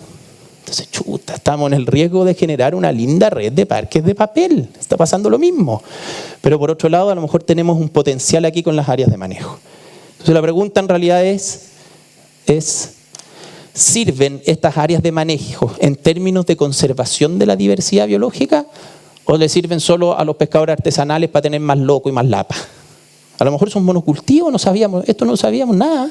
Hasta hace 3 años atrás no teníamos idea de qué pasaba aquí. La respuesta, como ustedes ya deben suponer por el tono de mi conversación, de mi charla, es que sí, que en realidad estas áreas sirven para la conservación de la biodiversidad. Yo soy científico, tengo que tener un gráfico. Esto es la riqueza, el número de especies distintas en las zonas de libre acceso, donde no cuida a nadie. Esto es un área de manejo que no se cuida. Esto es un área de manejo cuidada. Y esto es una reserva marina cuidada. En Chile, que yo conozca, hay una que podemos certificar que está cuidada, que es la reserva marina que está en Las Cruces. ¿Por qué está cuidada? Porque hay un laboratorio costero ahí, está la universidad, tiene 2 profesores viviendo ahí, etcétera, etcétera. Y por eso se cuida. Entonces, como el único punto de referencia casi que tenemos en Chile para comparar, ¿ya? Y por supuesto que las áreas de manejo bien cuidadas, claro, no son una reserva marina bien cuidada, pero pucha, tampoco son una zona libre, no son un monocultivo, ¿ya? ¿Qué pasa? Estas son 2 fotos reales. Esta es una zona libre, esta es una especie bien conocida para los buzos recreativos, un bielagay, ¿no es cierto? En la zona libre hay 2 de estos por 100 metros cuadrados. Esto es un área de manejo bien cuidada, hay 22 por 100 metros cuadrados. ¿Ya? Esas son las diferencias que se empiezan a dar. Esto con el trabajo de la pesca artesanal, que nadie ha valorado. Esto no es una reserva marina, que no está en la Católica, ni en una ONG grande, no está el ministerio, no hay nadie. La pesca artesanal. Pero ¿cómo se comparan esos resultados con las reservas en el mundo? ¿Qué tan buenas son? Nosotros estamos comparando el área de manejo con una reserva que lleva 30 años, la única en Chile que se cuida. Bueno, la verdad es que los resultados son bien buenos. Y aquí sí que necesito 30 segundos de su atención. Este eje muestra la riqueza, la respuesta en términos de riqueza. ¿Ya? O sea, cuántos bichos hay dentro versus cuántos bichos hay fuera. Entonces, por supuesto que el 0 es que no hay diferencias entre una zona libre y alguno de estos regímenes de acceso. Esto es lo que pasa en un área de manejo no cuidada. Esto es un área de manejo cuidada. Y esta es la reserva de Las Cruces de las que le hablaba. Esta línea azul, que salió al tiro, es el estudio de un metaanálisis de 31 reservas en el mundo. El único que estudio hoy día. Entonces, este personaje, el Ben Halper, un amigo mío, revisó 31 reservas en todo el mundo y encontró que la respuesta es eso, 0,28, que es más o menos la respuesta que tiene nuestra área de manejo bien cuidada. Entonces, claro, ojo, aquí yo no estoy diciendo, no, las áreas de manejo bien cuidadas son lo mismo que una zona no extractiva, no. Pero sí planteo la duda. ¿Toda nuestra red de parques de papel o con poca vigilancia estará por acá abajo o estará por acá arriba? No lo sé. Yo dudo que esté aquí. Esto por lo menos tiene algo de vigilancia. No sabemos lo que tiene lo otro. Pucha, un parque de papel, ¿por qué va a estar acá arriba? Entonces, en definitiva, yo creo que la protección asociada al manejo sustentable de pesquerías bentónicas ha resultado en una mayor abundancia y riqueza de estos macroinvertebrados y peces, y hoy día hay respaldo científico que muestra el potencial de estas áreas como una posible aliado para la conservación de la biodiversidad marina. Ese es el escenario. Pero ¿qué pasa si miramos al futuro? ¿Para qué nos puede servir esto en términos de conservación? Porque me decía, ya, está bien, Estefan, pero igual tenéis ahí las reservas que tienen mucho más, mejor cuidemos esas reservas. Y digo, bueno, a lo mejor nos conviene más invertir en la pesca artesanal. Pensémoslo bien. Y aquí hay un potencial de cómo lo podemos hacer. Tengo una asociación entre empresas privadas y pesca artesanal como nuevos aliados. Esto es un estudio que hicimos de puras medidas de mitigación y compensación de proyectos privados, emisarios, puertos, me da igual. Revisamos como 20 estos proyectos, todos proyectos sobre los 150 millones de dólares, y nos dimos cuenta que estas son las medidas de compensación y mitigación que ocupan. Todos los proyectos dicen que van a reducir el área de influencia en el ambiente marino, ¿no es cierto? Muchos proyectos van a capacitar a los pescadores, pero ningún proyecto, 0% de los proyectos, habla de compensación de especies perdidas por deterioro de hábitat marino o de compensar por pérdidas de biodiversidad. 0%. Entonces son todos proyectos de inversión de más de 350 millones de dólares. Entonces me preguntáis a mí, hay una necesidad que es empezar a desarrollar compensación por pérdidas de biodiversidad marina asociadas a actividades productivas. Lo llaman en inglés offsets de biodiversidad. ¿No es cierto? Y yo creo que hay una posible solución, que estos offsets de biodiversidad se hagan a través de las áreas de manejo. Pueden haber 1000 formas de hacerla. Yo creo que hay una que es mejor, que es que dentro de un área de manejo, se los voy a mostrar, se haga una zona no extractiva. Se pueden hacer programas de certificación sin pérdida neta, esto le interesa mucho a los empresarios, ¿no es cierto? Y en esencia lo que se necesita es investigación aplicada para estudiar cómo se puede hacer este tipo de cosas. Me voy a apurar un poco, me están apurando. Este es un programa piloto que estamos haciendo hoy día para offsets marinos. El programa piloto está funcionando solo con plata de la filantropía, estas plata de fundaciones de Estados Unidos principalmente, no conseguí yo, y tiene que ver con el trabajo con organizaciones de pescadores, universidades, etcétera, que permitiría empezar a compensar pérdidas de biodiversidad. Una forma nueva de empezar a ver dónde podemos hacer conservación marina, si esta es la zona libre acceso, esto azul más oscuro el área manejo, ahí generaríamos una zona no extractiva, un poco como las cruces que les contaba, donde en realidad está ese beneficio. Ahora, claro, a la caleta se le pagaría por ese crédito de biodiversidad. Entonces ya no solo vendería loco ni lapa, sino también vendería biodiversidad. ¿Ya? Hoy día esa biodiversidad la está comprando la filantropía. En general yo nunca he entendido la filantropía que arma áreas protegidas en el mundo como con una expectativa que funcione. Aquí lo que nosotros ofrecemos es que nos paguen por un incremento verificable de la biodiversidad. Y si no se verifica, no se vende y no se paga. Un cambio también en la forma de ver esto. Pero para esto tenemos que seguir construyendo estas que yo a mí me gusta llamarlas plataformas de coaprendizaje, donde aprendemos los científicos, aprenden los pescadores, aprende Chile, etcétera, cómo podemos pensar estas cosas de una forma distinta. El segundo posible aliado, y me demoro 2 minutos, son estos municipios costeros. En el Congreso Mundial de la Naturaleza, el 2008 se emitió una resolución acerca de conservación municipal y se pide, por favor, que se reconozca y se apoye el valor de las áreas municipales de conservación para la biodiversidad. Entonces nuestra pregunta era, bueno, ¿existe el potencial para implementar conservación marina en las municipalidades en Chile? No había, pero la respuesta es que sí la hay. Y estos son 7 años de trabajo entre la Universidad Católica, el municipio de Navidad aquí en la 6ª región y la Federación de Pescadores de Navidad. Asociamos hace 7 años y decimos, bueno, a contestar esa pregunta. ¿Se puede hacer una forma distinta de conservación con los municipios y las federaciones de pescadores? Y esta es la foto del expediente donde se solicitó. 7 años después, esta es la declaratoria del santuario, y 1 año después, recién ahora, en el fondo se publicó en el Diario Oficial. Cuando yo empecé esto, hace 7 años, el Ministerio de Medio Ambiente me dijo, Esteban, nosotros nunca te vamos a firmar este papel. O sea, olvídalo, nosotros queremos áreas marinas protegidas, es de nuestro norte. Ya, le dije yo. Y nos fuimos entonces, nos descubrimos, ahora cambió la cosa, pero descubrió que los santuarios marinos dependen del Ministerio de Educación. Dijimos, no te necesito. Y nos dimos la vuelta. Al final nos fregaron igual con el Consejo de Ministros que existe hoy día, que es como una inquisición, pero bueno, lo pasamos. Entonces, este santuario existe. ¿Cómo se gestó este caso piloto? Y esta foto, voy a pasar sobre esta foto, ando como apurado, pero siempre que puedo la cuento. Aquí vienen de bucear en el santuario. Este es un pescador artesanal. Este es un funcionario municipal, traje de buceo. Y el gordito aquí, el biólogo marino. ¿Ya? Están trabajando juntos, priorizaron el área juntos, hicieron el prospecto de especies juntos. Yo tuve que ir a presentar al Consejo Municipal.